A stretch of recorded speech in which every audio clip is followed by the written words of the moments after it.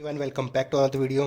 और आज इस वीडियो में अपन बात करेंगे जो ह्यूमन हेल्थ का चैप्टर था उसके आगे आगे वाले टॉपिक्स। पिछले वीडियो में मैंने जो कॉपर्टी वगैरह थी और आरटीआई एसटीडीज वगैरह उनके बारे में उनके ट्रिक बताई है। तो अगर आप में से किसी ने वो नहीं देखा है तो पहले डिस्क्रिप्शन में मैं वो लिंक डाल दूंगा, तो वहाँ से आप जाके वो देख सकते हो। उसके बाद आगे की चीज़ें डिस्कस करते हैं आज कुछ टिप्स के साथ। लेकिन उससे पहले एक इम्पॉर्टेंट इन्फॉर्मेशन कि आप लोग कंटिन्यू स्टडी करते रहें। नीट का एग्ज़ाम बिल्कुल पोस्टपोन नहीं होने वाला है। 17 जुलाई लास्ट डेट डिफाइन की गई है, तो 17 जुलाई को ही एग्ज़ाम होगा। तो किसी टाइप की और रूमर्स में ना फंसें। तो चलो स्टार्ट करते हैं। आईवीएफ इन विट्रो फर्टिलाइजेशन आगे भी अपन पढ़ेंगे और वो भी आईवीएफ ही पढ़ेंगे। उसका जो मीनिंग होगा वो होगा इन वीवो। ये इन विट्रो है, वो इन वीवो है। फुल फॉर्म में कोई डिफरेंस नहीं है, जो शॉर्ट नेम है वो सेम ही रहेगा आईवीएफ, बट इनका मीनिंग जो है वो अलग अलग होने वाला है। अपन डिस्कस करेंगे, आपको सारे कन्फ्यूजन दूर हो जाएगी। तो इसको आईवीएफ को बोलते हैं टेस्ट ट्यूब बेबी, जानते हैं ना, क्योंकि ये चैप्टर ही किसका है, स्टरलिटी का। स्टरलिटी बहुत टाइप से हो सकती है कि बहुत सारे साइंटिस्ट ने रिसर्च किया कि स्टरलिटी कैसे होती है। कुछ फीमेल में प्रॉब्लम हो सकती है, कुछ मेल्स में प्रॉब्लम हो सकती है। तो उसको दूर करने के ये तरीके हैं। यहाँ पे उनको चीज़ें सिर्फ ये चीज़ें तो पता ही होती हैं यार। अब जो मेन चीज़ है उस पर अपन बात कर रहे हैं यहाँ पे। तो देखो, शरीर के बाहर शरीर के जैसा माहौल बनाने की कोशिश की जाती है इस टाइप के तरीकों के अंदर। तो इसमें होता क्या है कि जायगोट बनाते हैं। आईवीएफ में जायगोट बनाते हैं, तो वो शरीर के बाहर बनाएंगे, उसके बाद ही बॉडी में या तो फेलोपियन ट्यूब में या फिर यूट्रस में ट्रांसफ़र कर देंगे। तो एक एक करके प्रोसेस पढ़ते हैं और फिर मैं आपको ये चीज़ें बताता हूँ। सबसे पहले फुल फॉर्म तो आपको पता ही है, इन विट्रो फर्टिलाइजेशन। विट्रो का मतलब हो गया शरीर के बाहर, वीवो मीन्स शरीर के अंदर। आगे बात समझ में। अब देखो यहाँ पे पढ़ते हैं, fertilization outside the body in almost similar condition as that in the body. तो ऑब्वियसली सी बात है कि अपनी कोई भी चीज़ ह्यूमन बना रहे हैं तो अपन को किस तरीके से नेचर ने बनाया है कि एक एक चीज़ का ध्यान रखा गया है। तो उसी टाइप की कंडीशन बहुत रिसर्च के बाद ऐसी कंडीशन बनाने की कोशिश की गई है कि शरीर के जैसा ही माहौल बाहर दिया जाए, ताकि जो चीज़ें अपने बॉडी में बन सकती है फर्टिलाइजेशन के टाइम पे वही चीज़ें सिमिलर बाहर भी बन पाए, ताकि अपन जो स्टेरिलिटी है उसको किस तरीके से दूर कर पाए। और ये देखो, ये उनके लिए यूज होती है। अब इन विट्रो देखो, जो फीमेल्स फर्टिलाइजेशन नहीं हो पाती, जो फीमेल फर्टिलाइज नहीं हो पाती है, या फिर मेल फीमेल को फर्टिलाइज नहीं कर पाता है। दोनों तरीके हो सकते हैं। ज़रूरी नहीं है कि फीमेल ही फर्टिलाइज नहीं हो सकता है मेल भी फर्टिलाइज नहीं कर पाए। बट अपने समाज में ये बहुत बुरी बात है कि जब भी कोई किसी के बच्चे नहीं होते हैं तो उसका जो रिस्पॉन्सिबल होता है वो ओनली फीमेल्स को दिखाते हैं। अब तक तो कुछ कम हुआ है, बट फिर भी काफ़ी सारी जगहों में ऐसा है। बट ऐसा नहीं है, अपन इस चीज़ को जानते हैं, तो आप समझ सकते हो इस चीज़ को। ठीक है, आईवीएफ के बारे में पता चल गया। अब ये जो आईवीएफ है इसको दो पार्ट्स में डिवाइड किया गया है, एक तो ZIFT, एक IUT। इनके फुल फॉर्म चेक करते हैं। ZIFT को जिफ्ट बोलते हैं, मैं अपनी तरफ से तो इसको जिफ्ट बोलता हूँ, इसको IUT बोलते हैं। जिफ्ट का मतलब होता है zygote intra fallopian transfer. Inter और इंट्रा को भी आप ध्यान से पढ़ना, यहाँ पर भी मिस्टेक ये करवा देते हैं। तो zygote intra fallopian transfer, intra और इंटर, इंटर का मतलब समझ गए ना।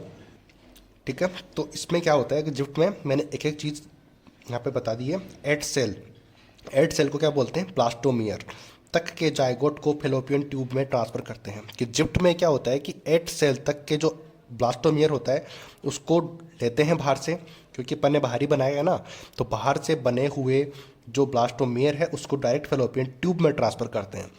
ठीक है, फेलोपियन ट्यूब में, नाम से पता लग रहा है ZIFT, यानी कि जाइगोट इंट्रा फेलोपियन ट्रांसफर। ठीक है, आगे बात समझ में। अब IUT का मतलब होता है कि इंटरा यूटेराइन ट्रांसफर।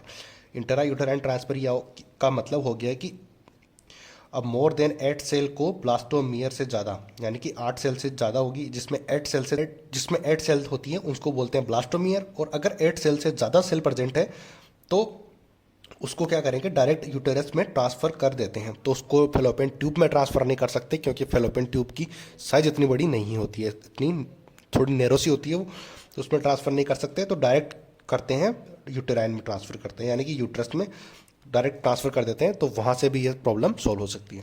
तो आई होप कि आपको समझ आया होगा कि जिफ्ट और UIT का मतलब क्या होता है।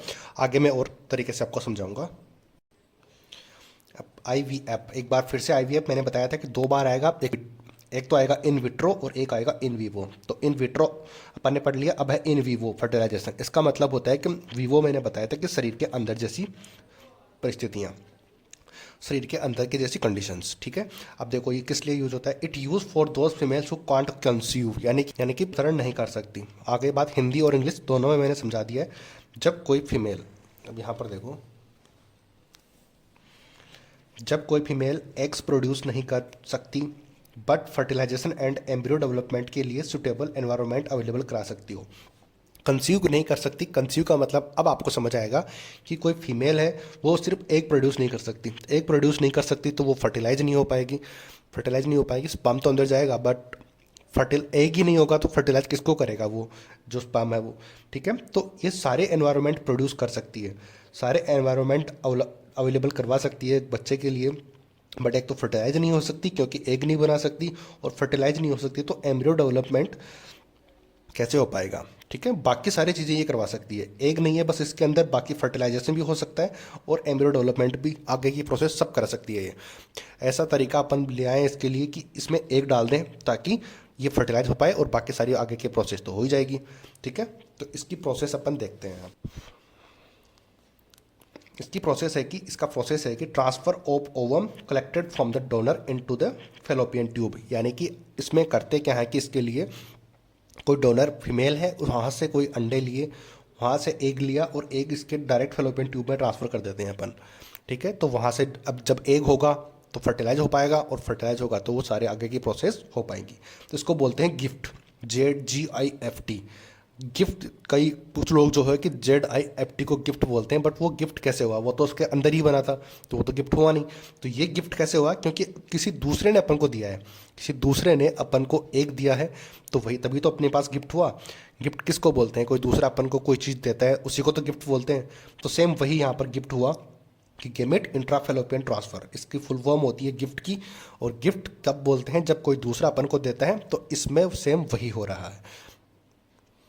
अब एक और सबसे बड़ा कन्फ्यूजन रहता है कि गिफ्ट और गिफ्ट का अंतर, ठीक है, इसमें डिफरेंस, सबसे बड़ी कन्फ्यूजन यही है। तो इसको आज दूर करते हैं आप।